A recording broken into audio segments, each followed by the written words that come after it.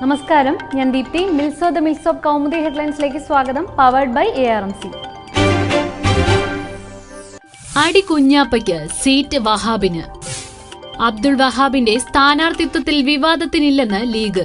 എല്ലാവർക്കും സ്വീകാര്യമായ തീരുമാനമെന്ന് അഹമ്മദ്. അഭിപ്രായ വ്യത്യാസമുണ്ടെങ്കിലും പാർട്ടി തീരുമാനം അംഗീകരിക്കുന്നുവെന്ന് മുനവർ അലി ശിഹാബ് തങ്ങൾ.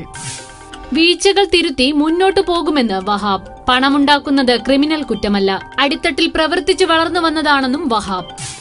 പാർട്ടി തീരുമാനം സന്തോഷത്തോടെ അംഗീകരിക്കുന്നുവെന്ന് സ്ഥാനാർത്ഥിയാകാൻ രംഗത്തുണ്ടായിരുന്ന KPA മജീദ്. ശിഹാബ് തങ്ങൾ തീരുമാനം പ്രഖ്യാപിച്ചതോടെ ആശയക്കുഴപ്പം മാറിയെന്നും മജീദ്. വെട്ടിനിരത്തി വഹാബ് നേടി. മജീദിനെ വെട്ടിനിരത്തി PV അബ്ദുൾ വഹാബ് മുസ്ലിം ലീഗ് രാജ്യസഭാ സ്ഥാനാർത്ഥി. തർക്കങ്ങൾക്കൊടുവിൽ വഹാബിന് പച്ചക്കൊടിയുമായി പാണക്കാട് ഹൈദരലി ശിഹാബ് തങ്ങൾ. മജീദിനെ പിന്തുണച്ച കുഞ്ഞാലിക്കുട്ടിക്ക് തിരിച്ചടി.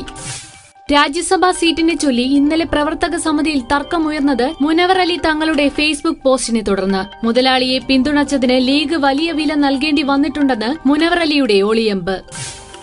വിവാദമുയർന്ന സാഹചര്യത്തിൽ പാർട്ടി സംസ്ഥാന ജനറൽ സെക്രട്ടറി KPA മജീദിന് സീറ്റ് നൽകാമെന്ന ഫോർമുല പൊളിഞ്ഞത് രാത്രിയോടെ. നിയമസഭാ സ്ഥാനാർത്ഥിത്വം വേണ്ടെന്ന് വഹാബ്.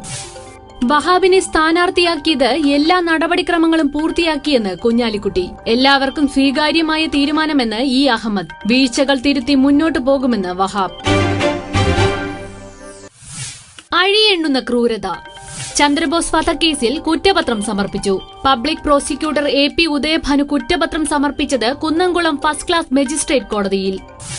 1500 പേജുള്ള കുറ്റപത്രത്തിൽ നിസാമിന്റെ ഭാര്യ അമൽ ഉൾപ്പെടെ 100 സാക്ഷികൾ. കേസിൽ 43 തുണ്ടി സാധനങ്ങളും 123 രേഖകളും. കേസിൽ നിർണായകമാകുന്നത് 12 രഹസ്യമൊഴികൾ.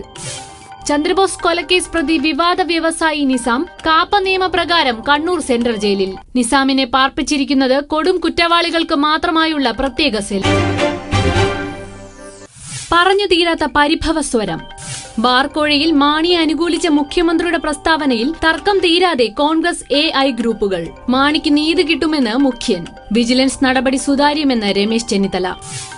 വിവാദത്തിന് വഴിവെച്ചത് മാണിക്കെതിരെ വിജിലൻസ് കേസെടുത്തതിൽ 2 അഭിപ്രായമുണ്ടെന്ന ഉമ്മൻചാണ്ടിയുടെ പരാമർശം. ആശയക്കുഴപ്പമുണ്ടാക്കിയത് മാധ്യമങ്ങളെന്ന് മുഖ്യമന്ത്രി.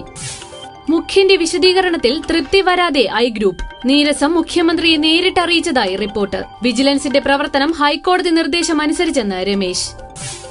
ബിജു രമേശ് മജിസ്ട്രേറ്റിന് നൽകിയ രഹസ്യമൊഴിയുടെ പകർപ്പിനായി വിജിലൻസ് അപേക്ഷ. മന്ത്രി ബാബുവിനെതിരെ കേസ് രജിസ്റ്റർ ചെയ്യുന്ന കാര്യത്തിൽ തീരുമാനം. ബിജുവിന്റെ മൊഴിയും പുതിയ തെളിവുകളും പരിശോധിച്ച ശേഷം.